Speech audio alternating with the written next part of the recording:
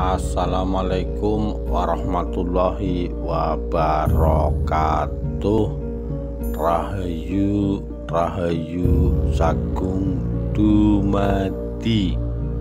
Manggala Mojopahit Gajah Kencono bagian 18. Diam-diam Anuraga mengeluh. Dalam beberapa kejap lagi kepungan penduduk itu tentu makin rapat, dan pada saat itu tak mungkin lagi ia hendak menghindar dan meloloskan diri. Dalam keadaan terdesak sedemikian rupa, Anuraga tak dapat memikirkan lain cara yang aman kecuali harus membuka satu jalan darah untuk lolos, dan cepatlah ia menemukan akal. Hanya dengan cara itu mungkin dapat kukuasai mereka. Pada saat itu Anuraga sengaja menghadap ke utara dan membelakangi Pandai Besi Panca. Melihat kesempatan itu, Pandai Besi cepat maju merapat, lalu ayunkan pukulan palu besinya menghantam gajah yang memeluk punggung Brahmana. Melihat itu, gajah cepat membisiki Anuraga.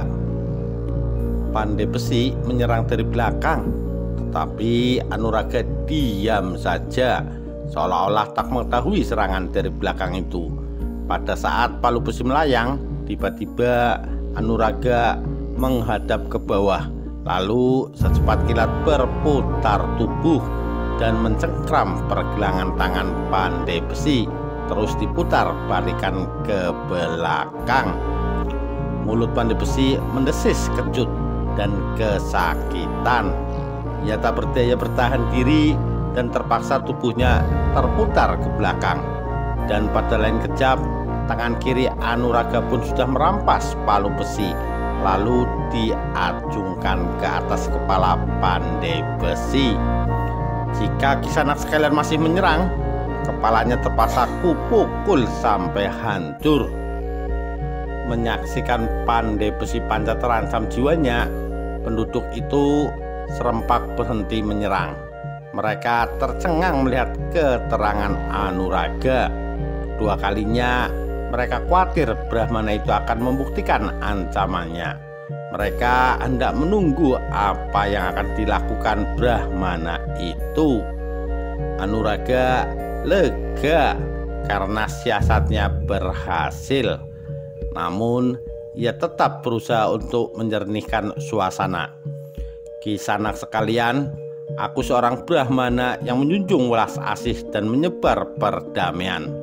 Jauh dari maksudku untuk menganiaya Pandai Besi ini. Jangan percaya omongannya, hayo serang. Tiba-tiba Pandai Besi Panca berteriak menyuruh kawan-kawannya. Tetapi sebelum ia menyelesaikan kata-katanya, Anuraga sudah mendorong lengan Pandai Besi itu makin ke atas, sehingga Pandai Besi mengaduh kesakitan. Hei, jangan menyiksa Kakang Panca. Kalau dia sampai mati, engkau harus mengganti jiwanya, teriak beberapa penduduk yang marah karena Brahmana itu memperlakukan Panca sedemikian rupa. Anuraga tertawa. Telah kukatakan, aku seorang Brahmana yang pantang membunuh.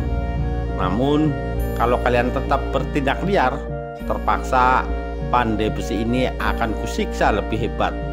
Sekali lagi kutandaskan, aku tak mempunyai maksud jahat. Soal Wawat dan gajah, baiklah, kita serahkan pada buyut desa supaya diadili. Kuminta kalian jangan bertindak jadi hakim sendiri. Kita harus percaya pada keadilan undang-undang negara. Barang siapa bertindak sendiri, dialah yang melanggar hukum.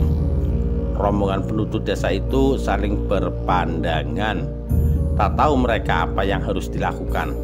Sekonyong-konyong salah seorang di antara mereka menunjuk ke arah desa dan berteriak, "Hei, buyut desa datang!" Sekalian orang pun serempak berpaling dan memandang ke arah yang ditunjuk orang itu. Dari ujung jalan yang merentang masuk ke desa, tampak 4 sosok tubuh berjalan mendatangi mereka. Seorang lelaki setengah tua berwajah bersih, putra buyut desa, seorang kakek berbaju hitam, dan seorang lelaki bertubuh tegap cepat tiba di tanah lapang dan disambut dengan salam kehormatan oleh berpuluh penduduk yang berada di situ. Lelaki setengah tua itu memberi isyarat agar para penduduk tenang, kemudian memandang ke sekeliling. Cepat pandang matanya terhenti pada Brahmana Anuraga yang telah meneliku pandai besi panca. Lelaki setengah tua itu mengerutkan dahinya. Sungguh ganjil pemandangan itu. Panca seorang pandai besi yang bertubuh kekar dan bertenaga kuat. Brahmana masih muda dan tampak bersahaja sekali. Dan yang lebih mengherankan, si gajah tampak melingkar di punggung Brahmana itu memeluknya erat-erat. Itulah Pak, Brahmana yang kukatakan tadi. Tiba-tiba putra buyut berseru seraya menunjuk Anuraga. Lelaki setengah tua itu mendesah. Dipandangnya wajah Brahmana itu lekat-lekat. Kemudian serunya, "Ki Brahmana, mengapa Tuan menyiksa pandai besi itu? Apakah salahnya?" Anuraga cepat dapat menduga bahwa lelaki setengah tua yang menegurnya itu tentulah buyut desa. Belum sempat ia menjawab, tiba-tiba Dipa meluncur turun dari punggungnya dan terus melangkah ke hadapan lelaki itu lalu menyembahnya. "Gajah, menyingkirlah, aku belum sempat memeriksa engkau," bentak lelaki setengah tua itu. Gajah pun gemetar dan cepat-cepat beringsut ke samping. Wajah anak itu tampak ketakutan seperti tikus melihat kucing. "Kisanak, bukankah Tuan ini buyut desa?" Cepat Anuraga mengisi keluangan dengan bertanya diri lelaki setengah tua itu. "Benar, aku buyut Tayaka dari desa Madanteda," sahut lelaki setengah tua. Kemudian ia balas bertanya Brahmana muda itu. Brahmana itu tertawa meramah. "Aku Brahmana Anuraga yang sedang menjalankan tapa lelana dan kebenaran lewat desa ini. Sama sekali aku tak merasa menyiksa pandai besi ini." "Ah, Ki Brahmana berguru," seru buyut Tayaka. "Bukankah Tuan sedang meneliku tangan pandai besi panca? Cobalah Tuan perhatikan wajahnya yang menyeri kesakitan itu. Benar Ki Buyut, Brahmana ini hendak membunuh aku. Coba Ki Buyut terlambat datang, lenganku tentu sudah diputar remuk," teriak panca. Buyut Tayaka tertawa ringan. "Aneh benar, mengapa engkau seorang yang bertenaga sekuat kerbau tiba-tiba dapat diteliku oleh seorang Brahmana yang lemah?" Ini pandai besi tersendat-sendat kata karena kerongkongannya serasa tersumbat oleh rasa geram malu yang meluap menyesakkan nafasnya. "Dia curang, menyiasati aku." Buyut Tayaka memang sudah mengandung prasangka bahwa tentu ada sesuatu yang tak wajar. Mengapa orang sekuat pandai besi panca dapat diteliku tangannya oleh Brahmana muda itu? Prasangka itu cepat menumbuhkan kepercayaan kepada keterangan pandai besi itu. Dipandangnya Anuraga dengan mata menuntut.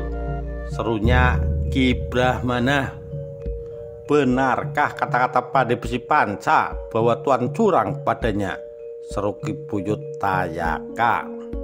"Benar, memang aku menggunakan siasat," serentak Anuraga menanggapi. "Siasat itu berupa suatu ilmu yang disebut tata gerak untuk membela diri. Adakah Ki Buyut menganggap bahwa pada saat pandai besi itu hendak menghantam kepalaku dengan palu besi, lalu aku menghindar dan mencengkram lengannya itu suatu siasat curang? Kalau demikian halnya, jelas bahwa Tuan membenarkan tindakan pandai besi yang menyerang aku dari belakang itu.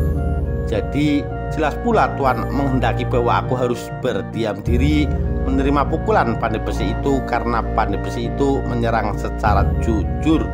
Benarkah demikian pandanganmu, Ki Buyut?" Merah pada muka buyut desa itu. Cepat ia beralih memandang Pandai Besi. "Panca, benarkah begitu?" Panca tersipu-sipu tundukkan kepala. "Iya, keparat. Berani benar engkau membuat aku malu, Panca," teriak Tayaka. "Andai kata anakmu tak terluka, lidahmu tentu kupotong." Kemudian ia berseru kepada Brahmana Anuraga, "Tuan seorang Brahmana yang putus akan segala ilmu. Tetapi mengapa Tuan mengadu anak supaya berkelahi? Adakah memang demikian kegemaran Tuan?" Anuraga tertawa renyah. "Pandai juga engkau mengembalikan kata-kata Ki Buyut. Rasanya aku belum gila untuk mengadu anak. Sebelumnya telah kutempuh jalan penyadaran untuk melerai. Tetapi aku mendapat tentangan keras, terutama dari putra Tuan. Kurasa percumalah aku berkering ludah semisal orang meniup seruling. Namun di hadapan kerbau, mana mungkin kerbau tahu keindahan irama yang sahdu? Kerbau hanya tahu menguak seperti kawanan anak-anak nakal, itu pun hanya tahu bersorak mengejek. Kutanya apa kesalahan gajah yang mereka keroyok dan pukuli? Mereka malah menghina dan mengusir aku." Buyut Tayaka berpaling ke arah putranya. "Rambi, benarkah itu?" Putra buyut yang bernama Rambi itu mengiyakan. "Benar, gajah telah menghilangkan 2 ekor kambing yang digembalakan, tetapi tak mau bilang." Pandang mata buyut Tayaka segera mencurah kepada gajah, dan anak itu pun tahu apa arti pandang mata tuannya itu. Tubuhnya gemetar seperti tikus melihat kucing. "Gajah, mengapa engkau tak melaporkan kepadaku?" "Andara tiada di rumah. Aku harus berangkat mengembala karena hari sudah siang," sahut gajah tersekat-sekat. "Bukankah engkau dapat melaporkan itu kepada Nyi Buyut atau kepada bendaramu kecil, Rambi?" Kata-kata Buyut itu membuat gajah tersumbat mulutnya. Memang ia tak sampai pada pemikiran itu, karena Buyut tiada di rumah dan hari sudah siang. Maka bergegaslah ia membawa kambingnya ke padang rumput. Bukan karena ia tak mau melapor, melainkan hendak menunda laporannya sampai ia pulang pada sore harinya. Tetapi pada saat berjalan sampai di tanah lapang dekat gapura desa, putra buyut membawa gerombolan anak-anak nakal, mengejar dan mengeroyoknya. Namun Dipa tak berani mengatakan hal itu. Ia merasa bersalah seperti yang dikatakan buyut itu. "Gajah, tulikah engkau? Mengapa engkau diam saja?" teriak buyut Tayaka menggeram. Gajah menggigil ketakutan. "Gajah, kalau engkau tak mau menjawab, tentu ku potong lidahmu." Buyut Tayaka melangkah ke tempat gajah. Rupanya ia hendak membuktikan ucapannya, tetapi Anuraga cepat mencegah. "Sabarlah Ki Buyut, lihatlah, anak itu gemetar. Ia tentu ketakutan. Bagaimanakah nasib Dipa selanjutnya? Apakah Brahmana Anuraga dapat menyelamatkannya? Kita nantikan kisah selanjutnya. Sekian, terima kasih. Wassalamualaikum warahmatullahi wabarakatuh. Rahayu, Rahayu Sagung Dumadi.